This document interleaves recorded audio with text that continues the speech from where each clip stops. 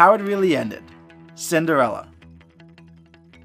Everyone knows how the classic 1950s animated Disney movie ended, but with a new live-action adaptation underway, I figured we'd take a look at how Cinderella really ended. Now, many people may not know this, but Cinderella is based on an old European folktale that has had dozens of different adaptations over the centuries. Today, we're going to take a look at 3 of the more popular interpretations. Cenerentola by Giambattista Basile.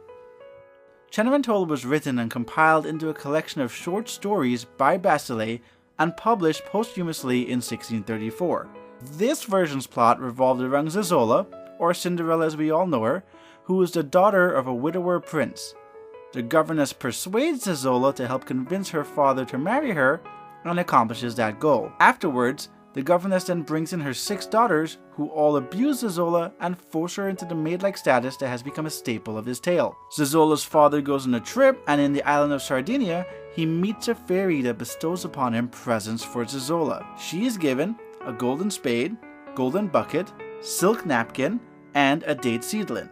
Zazola cares for and grows the seed into a tree, and through that act awakens the fairy spirit within the tree. The king hosts an extravagant ball, and Zazola arrives dressed richly due to the magic of the tree fairy. The king falls in love with her, but she runs away and eludes him twice. It is on their 3rd meeting that one of the king's servants manages to retrieve one of her magical slippers. He then hosts a giant feast in which he invites all of the maidens in the land, and then uses the slipper to test them all to find a woman that has enchanted his heart. The test proves successful, and he finds Zazola and marries her. Cendrillon by Charles Perrault. This is the Cinderella story that almost everyone knows, and Disney's animated 1950s classic told it almost perfectly. You know, minus the talking mice. This story revolves around Cinderella, the daughter of a widower who remarried, leading to the awful stepmother and 2 equally awful stepsisters that we all know and love to hate. I won't retread this story too much because if you've seen the animated movie, then you've known the story since you were a kid. Aschenputtel by the brothers Grimm. Okay, I don't even need to say anything else, do I? The moment you saw who wrote this one, you knew a twisted take on the classic folktale was incoming. You ready for this one? No? Great, let's dive in. In this version of the story, Aschenputtel was told by her dying mother to remain good and kind and that God would protect her. A year after her death, her father remarried to another woman with 2 beautiful daughters who had cruel and wicked hearts. Aschenputtel's stepsisters stole her fine clothing and jewelry and forced her into rags. They forced her to be in the kitchen and to do the worst chores and gave her the nickname Aschenputtel, or Ashfool if you want a direct translation. Aschenputtel remained strong because of her mother's dying wish that she would remain good and kind, and would cry and pray over her mother's grave that her life would improve one day. On his way to a fair, Aschenputtel's father asked his daughters what gifts they would like him to bring for them. The stepsisters asked for nice dresses and diamonds, while Aschenputtel merely wanted the first twig that would hit his hat off his head. Aschenputtel's father obliges. He brings his stepdaughters the gift they wanted and gives his own daughter a twig from the forest. Aschenputtel plants the twig over her mother's grave and waters it with the tears she cried over her mother's grave for years until it grew into a magnificent hazel tree. That is both emo and beautiful. Aschenputtel would pray under the tree 3 times a day, and a white bird would always come to comfort her.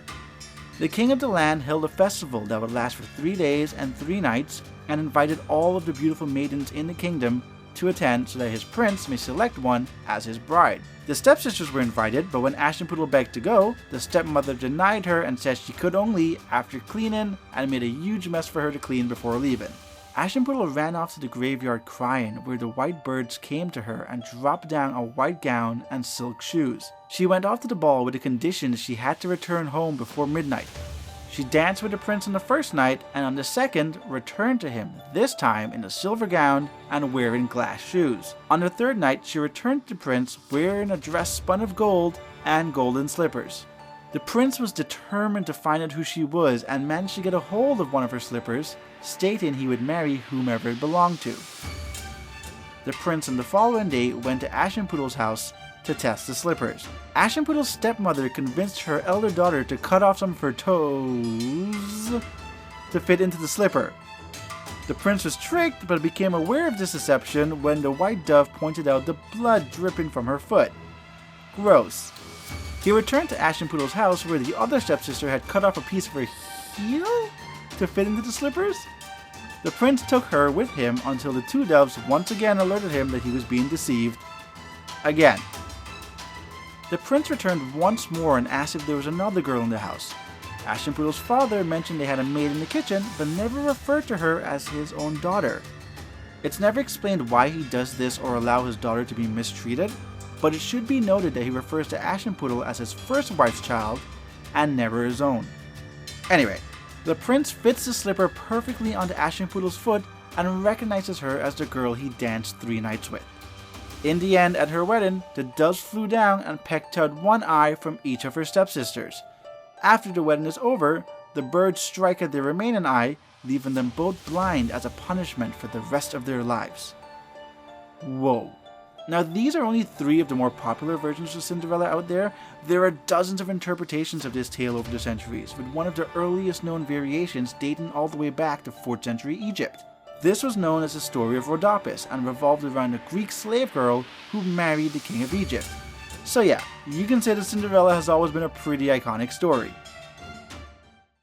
I've seen a fair share of comments out there that criticize Disney of altering the source material because the new movie takes a couple liberties with the story, but honestly, with such a rich history and countless adaptations, who could blame Disney for doing what so many others have done before? Cinderella isn't Harry Potter or Lord of the Rings. It doesn't have a truly definitive plot or cast of characters. It's a folktale, one that has been told throughout the ages. It doesn't matter whether she had 2 evil stepsisters or 6, Cinderella is an idea, a core concept that no matter how hard life can be or how bad the people around you may be, that if you've got the ability to persevere and stay a good, pure-hearted person, then maybe one day your life will get better. Is that true? Realistically, no. But that is why even after all these years, Cinderella remains as popular as ever. It's a story that makes us want to believe in magic and that there just might be some good out there in the world. Thanks for watching this video, everyone. If you enjoyed it, be sure to like, share, and subscribe, and don't forget to follow Things and Stuff on Facebook and Twitter. There will be a new How It Really Ended video every week, so stay tuned for more and stay awesome.